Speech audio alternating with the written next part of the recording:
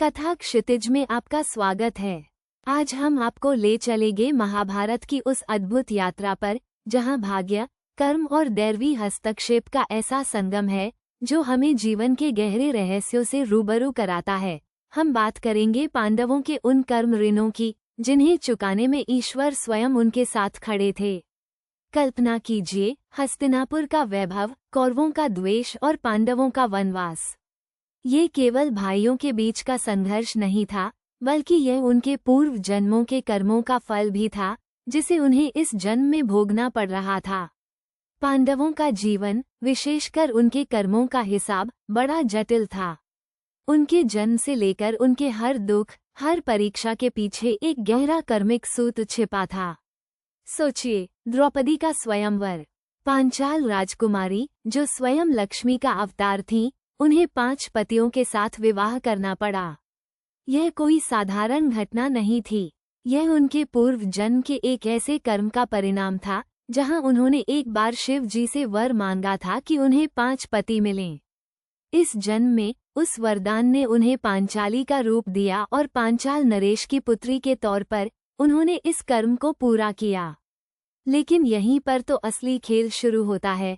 द्रौपदी का विवाह 5 पतियों के साथ होना, क्या यह उनके लिए एक समस्या थी या ईश्वर का एक ऐसा विधान जो उनके कर्म ऋण को चुकाने का मार्ग प्रशस्त कर रहा था? और फिर वह पासा का खेल, वह जुआ जिसने पांडवों का सब कुछ छीन लिया। ये केवल दुर्योधन की चाल नहीं थी, बल्कि यह उनके पूर्व जन्मों के उन आलस और प्रमाद के कर्मों का भुगतान था जिन्होंने उन्हें इस अवस्था में धकेल दिया। लेकिन क्या इस घोर अंधकार में कहीं कोई प्रकाश की किरण नहीं थी? हाँ, थी, और वह प्रकाश की किरण थे स्वयं भगवान श्री कृष्ण।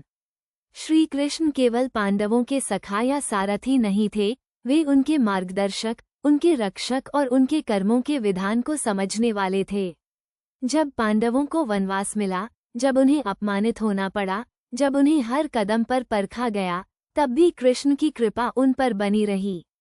याद कीजिए, एक बार जब पांडवों को अन्न का संकट आया और वे भूख से व्याकुल थे, तब कृष्ण ने एक मुट्ठी चावल खाकर उस भूख को शांत कर दिया। ये केवल अन्न की बात नहीं थी, यह उस विश्वास की बात थी कि जब वे ईश्वर को समर्पित हो जाते हैं तो ईश्वर स्वयं उनकी रक्षा करते हैं, और वह विराट रूप। जब अर्जुन को अपने कर्मों पर संदेह हुआ, जब उन्हें समझ नहीं आया कि धर्म क्या है और अधर्म क्या, तब कृष्ण ने उन्हें भगवद गीता का ज्ञान दिया। ये ज्ञान केवल युद्धभूमि के लिए नहीं था, ये ज्ञान उनके जीवन के हर संघर्ष, हर कर्म ऋण को समझने का मार्ग था। कृष्ण ने अर्जुन को सिखाया कि कर्म करते रहो, फल की चिंता मत करो।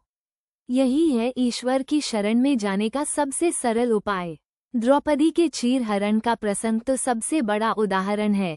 जब सब उम्मीदें टूट गईं, जब लाज बचाने वाला कोई नहीं दिखा, तब द्रौपदी ने अपनी अंतिम आशा कृष्ण को पुकारा, और कृष्ण, वे तो बस पुकार का इंतजार कर रहे थे।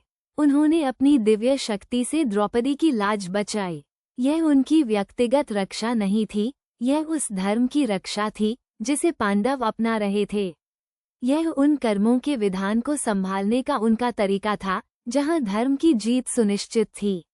ये हमें सिखाता है कि जब हम अपने कर्मों के बोझ से दबे हों, जब हमें लगे कि हम अकेले हैं, तब भी एक अदृश्य शक्ति, एक दैवी कृपा हमारा हाथ थामे होती है।